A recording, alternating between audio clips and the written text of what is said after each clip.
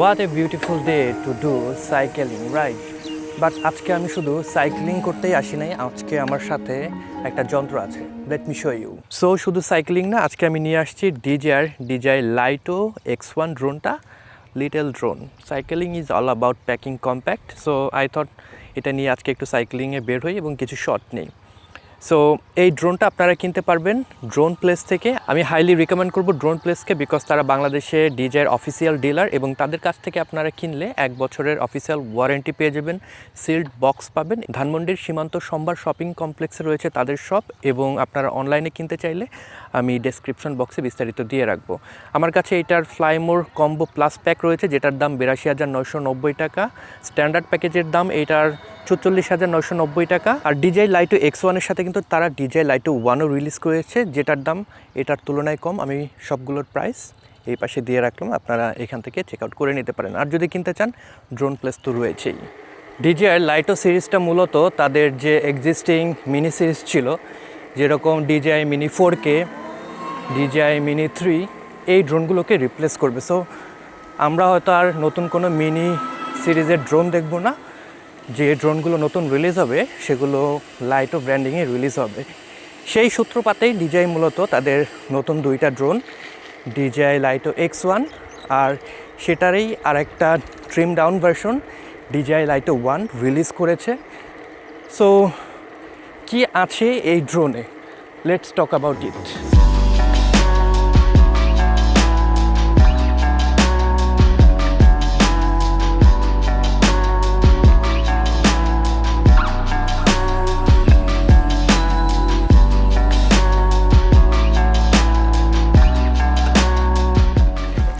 Cycle কিনলাম আর বৃষ্টি শুরু হয়ে গিয়েছিল। সো 2-3 দিন খুব নিজেকে আটকে রেখেছিলাম যে সাইকেল কিনলাম, সাইকেল চালাতে পারছি না। Anyway, so DJI Lito X1 আপনি যদি ফ্লাইমোর কম্বো প্যাকেজ কিনে থাকেন, বক্সের ভিতরে এরকম কিউট একটা ক্যারিং ব্যাগ পাবেন, খুবই ছোট কিন্তু নর্মাল যে ড্রোনগুলো রয়েছে সেগুলোর তুলনায়।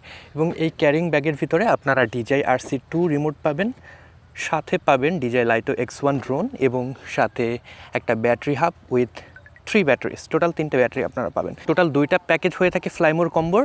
একটা প্যাকেজে নর্মাল ব্যাটারি পাবেন, যেটা দিয়ে আপনারা 36 মিনিটসের মতন ফ্লাইট টাইম পাবেন। আর যদি আপনারা প্লাস প্যাক কিনে থাকেন ফ্লাইমোর কম্বো প্লাস, সেই ক্ষেত্রে ওই ব্যাটারিটা আপনাকে 56 মিনিটসের মতন একটা ফ্লাইং টাইম দেবে। আর এটার ভিতরে আপনারা কিন্তু সব কিছু খুব ইজিলি ক্যারি করতে পারবেন। এক্সট্রা প্রোপেলার পাচ্ছেন, সেটাকে অ্যাটাচ করার জন্য টুলস পেয়ে যাবেন। DJI লাইটো X1 কিন্তু খুবই ছোটোখাটো একটা ড্রোন, আপনারা দেখতেই পাচ্ছেন আমার হাতের পাশাপাশি যদি রাখি, এবং আইফোনের সাথে যদি তুলনা করি, আইফোন দিয়ে এটাকে ঢেকে ফেলা যায় এরকম ছোটোখাটো একটা ড্রোন। তবে এটার যে লেন্স কাভার রয়েছে সেটাকে আমরা খুলে ফেললাম, এবং এটার ফ্ল্যাপগুলোকে ওপেন করলে অটোমেটিক্যালি নতুন যে ড্রোনগুলো রয়েছে DJI সেগুলো কিন্তু ওপেন হয়ে যায়। সেই ফাংশনালিটি আপনি টার্ন অন করে রাখতে পারবেন, অথবা আপনি যদি টার্ন অফ করে রাখেন সেই ক্ষেত্রে কিন্তু বাটন দিয়েও এটাকে টার্ন অন করতে পারবেন। অটোমেটিক এটা টার্ন অন হয়ে গিয়েছে। এখানে সেন্সরটা যদি লক্ষ্য করেন, এটা কিন্তু 1/1.3 ইঞ্চির একটা CMOS সেন্সর। এইখানে 1 ইঞ্চির সেন্সর ব্যবহার করা হয়নি, তবে এই সেন্সর দিয়ে আপনারা বেশ ভালো কোয়ালিটির ভিডিও রেকর্ড করতে পারবেন। এইটার যে ছোটো ভাই DJI লাইটো 1, সেই ক্ষেত্রে কিন্তু সেন্সরটা সেম সেন্সর না, ওইটার সেন্সর আর নিওটোর সেন্সর প্রিটি সিমিলার। সো লাইটো 1 যদি কিনেন সেক্ষেত্রে লাইটো X1 থেকে ইমেজ কোয়ালিটিতে কিছুটা পিছিয়ে থাকবে। আর লাইটো X1 এর সেন্সর দিয়ে আপনারা D-Log M এ ভিডিও ক্যাপচার করতে পারবেন। তার মানে আপনি যদি কালার গ্রেড করতে চান সেক্ষেত্রে বেটার ফ্লেক্সিবিলিটি পাবেন, ডাইনামিক রেঞ্জ বেটার পাবেন, কিছুটা লেস কম্প্রেসড ভিডিও আপনারা রেকর্ড করতে পারবেন DJI লাইটো X1 দিয়ে।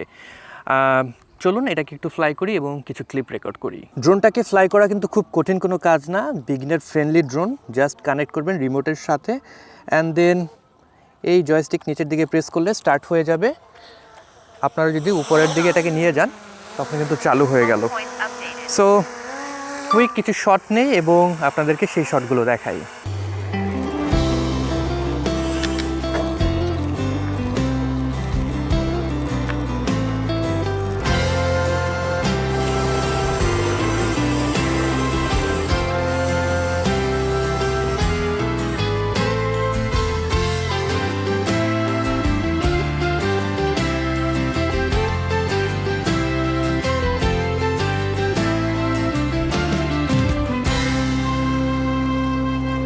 ড্রোনটা যেহেতু কম্প্যাক্ট একটা ড্রোন এবং সলো ক্রিয়েটরদেরকে টার্গেট করে তৈরি করা হয়েছে, সো আমি ড্রোনটাকে জাস্ট এখানে রেখে দিয়েছি। এবার যে রিমোট রয়েছে সেখানে আমি ফলো মোডে দেব, আর এই জায়গার এই রাস্তা ধরে আমি সামনের দিকে যাব এবং দেখব সে আমাকে কতটুকু ফলো করতে পারে।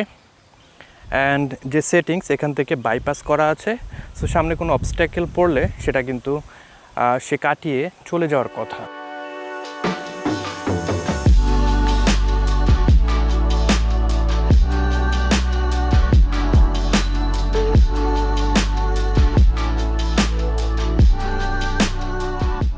তো এখানে ট্র্যাকিংয়ের ক্লিপ থেকে আপনারা ইজিলি বুঝতে পারছেন, আপনি যদি সলো ক্রিয়েটর হয়ে থাকেন অথবা সলো ট্রাভেলার হয়ে থাকেন, এই ড্রোনটা আপনাকে নিশ্চয়ই হেল্প করতে পারে।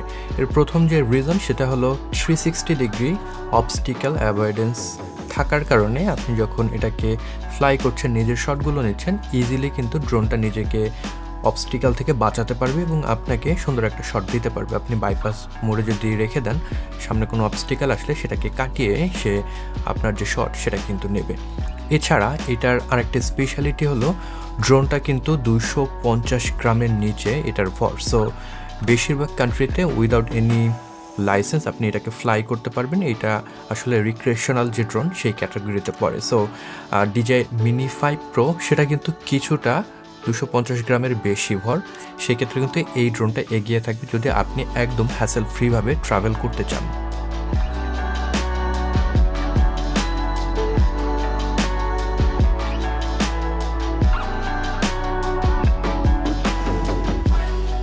DJI Laito X1-এ 360 ডিগ্রি অবস্টিক্যাল অ্যাভয়েডেন্স সেন্সর ব্যবহার করা হয়েছে, তবে এটা traditional 360 degree optical avoidance sensor না। এটার উপরে একটা ক্যামেরা, নিচে একটা ক্যামেরা, এই দুইটা ক্যামেরা ব্যবহার করেই মূলত 360 যে অবস্টিক্যাল অ্যাভয়েডেন্স সেটাকে কাজ করে। আর সামনে লাইডার সেন্সর রয়েছে। সো কম্পারেটিভলি লো লাইটেও যদি আপনি ভিডিও করতে চান, সেক্ষেত্রে ভালোভাবে অবস্টিক্যাল অ্যাভয়েড করতে পারে। যেরকম দেখছেন, আমি যখন সাইক্লিং করছিলাম তখন কিন্তু গাছের মাঝখান দিয়ে এটাকে ফ্লাই করছিলাম, ইজিলি গাছের যে ব্রাঞ্চগুলো রয়েছে সেগুলোকে সে অ্যাভয়েড করতে পারছিল। সো অবস্টিক্যাল অ্যাভয়েড নিয়ে কোনো ধরনের সমস্যা নাই। আপনারা সলো ক্রিয়েটর যারা রয়েছেন, ইজিলি আপনারা অটোনোমাস ফ্লাইংয়ের যে এক্সপিরিয়েন্স সেটা নিতে পারবেন DJI Laito X1 নিয়ে। আমি যখন সাইক্লিং করেছি কিংবা আমার গাড়ির শটগুলো নিয়েছি তখন কিন্তু অ্যাক্টিভ ট্র্যাক মোডে শটগুলো নিয়েছি। সো খুব সুন্দরভাবে অ্যাক্টিভ ট্র্যাক কাজ করে। এছাড়া DJI-এর যে অন্য প্রিসেটগুলো রয়েছে যেরকম ড্রোনি, বুমেরাং, এগুলো পেয়ে যাবেন। মাস্টার শটের অপশনও কিন্তু আপনারা সেখানে পেয়ে যাবেন। আর যদি ছবি তুলতে চান, এটার 1/1.3 ইঞ্চির সেন্সর থেকে আপনারা 48 মেগাপিক্সেলের ছবি তুলতে পারবেন। নর্মাল যখন ভিডিও আপনি রেকর্ড করছেন তখন আপনারা 60 FPS পর্যন্ত ফ্রেম রেটের সুবিধা নিতে পারবেন। সো সোশ্যাল মিডিয়াতে 60 FPS কিন্তু বেশ দারুণ লাগে। আপনার ড্রোন ক্লিপগুলো যদি 60 FPS হয় সেটা কিন্তু একটা ফ্লুইড এক্সপিরিয়েন্স দেবে যখন সোশ্যাল মিডিয়াতে শেয়ার করছেন। এছাড়া আপনি 100 FPS এখানে স্লো মোশনের সুবিধা পাবেন। যদি আপনার কোনো অ্যাকশন শট নেওয়ার দরকার হয়, স্লো মোশনের প্রয়োজন হয়, ইটস দেয়ার। আর ভিডিওর কথা যদি বলতে হয়, এইটার সেন্সর বেশ ভালো কোয়ালিটির ভিডিও প্রডিউস করতে পারে, স্পেশালি এই প্রাইস সেগমেন্টের ভিতরে। আমার মনে হয়েছে এটা দারুণ একটা কম্পিটিশন দেবে আদার্স ড্রোনগুলোকে। এখান থেকে আপনারা নর্মাল পিকচার প্রোফাইলে ভিডিও রেকর্ড করতে পারবেন। এছাড়া আপনি যদি চান আর একটু বেটার ডাইনামিক রেঞ্জ রেকর্ড করতে, তখন ডিলগ এমে আপনারা ভিডিও ফুটেজ রেকর্ড করতে পারবেন, যেটা আপনারা কালার গ্রেডে গিয়ে আর একটু বেটার ওয়েতে প্রসেস করতে পারবেন। 3 এক্সেস গিম্বল থাকার কারণে আপনার ফুটেজগুলো থাকবে একদম স্ট্যাবল। আর আমি হাই উইন্ডো এটাকে ফ্লাই করেছি একদম সমুদ্রের পাড়ে, সেক্ষেত্রে এখান থেকে আমরা বেশ স্ট্যাবল ফুটেজ পেয়েছি। আর এইটার যে নয়েজ, প্রোপেলারটা খুব একটা বেশি নয়েজ প্রডিউস করে না যদি আমরা কম্পেয়ার করি নিও 2 কিংবা ফ্লিপের সাথে। সেগুলোর তুলনায় এটার যে প্রোপেলার নয়েজ বেশ লো পিচ, আপনার কানে সেরকম লাগবে না, আর আপনার আশপাশের লোকজন খুব একটা বেশি বিরক্ত হবে না। To be very honest with you, this is not a low light based. Low লাইটে এটা কয়জনে ফ্লাই করবে আই ডোন্ট নো, তবে আপনারা যদি সানসেটের সময় এটাকে ফ্লাই করেন কিংবা ইভিনিং টাইমে ফ্লাই করেন, কম্পারেটিভলি যদি লো লাইট থাকে সেক্ষেত্রে ইউজেবল ফুটেজ আপনারা এখান থেকে পাবেন। আর একদম ডার্ক এনভায়রনমেন্টে ফ্লাই করলে বেশ ভালো গ্রেইনের কিন্তু আপনারা দেখা এখান থেকে পাবেন। এটার যেহেতু সেন্সর সাইজটা ছোট, 1 ইঞ্চ সেন্সরের মতন অত ডিটেল লো লাইটে ক্যাপচার করতে পারবে না। তবে আমার কাছে এটার সানসেট কিংবা ইভিনিং টাইমের যে ফুটেজগুলো সেগুলো বেশ ভালোই লেগেছে। আর লাইডার সেন্সর থাকার কারণে আপনারা যখন লো লাইটে ফ্লাই করছেন তখন কিন্তু ফ্রন্টে যে অবস্টিক্যাল অ্যাভয়েডেন্স রয়েছে সেটা কাজ করবে।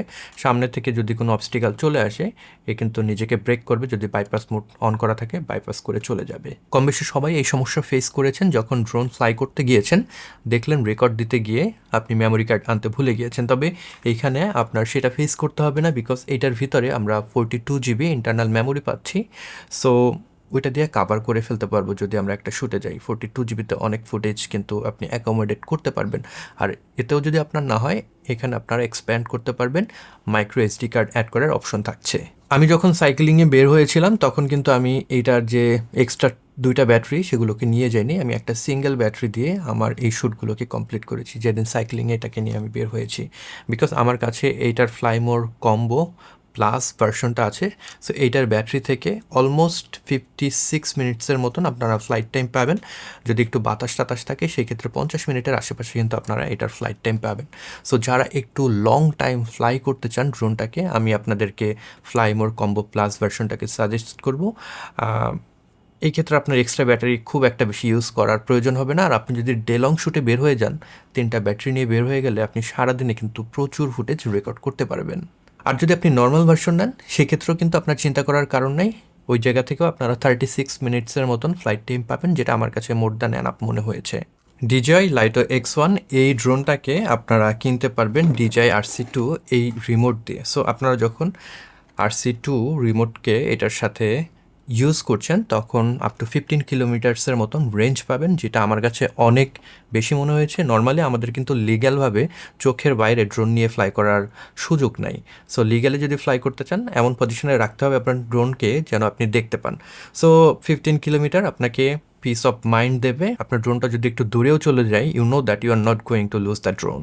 আগেই বলেছি এটা কিন্তু বেশ স্টেবল ড্রোন এবং মোটামুটি হাই উইন্ডে এটাকে ফ্লাই করতে পারবেন। 43.2 কিলোমিটার পার আওয়ার যদি বাতাস থাকে সেখানেও আপনারা এটাকে ফ্লাই করতে পারবেন, সেই পর্যন্ত উইন্ড রেজিস্ট করতে পারে। তবে এই ড্রোনের সব কিছুই কি ভালো, কোনো কি সমস্যা নেই? ডেফিনেটলি কিছু লিমিটেশন এই ড্রোনেও আছে।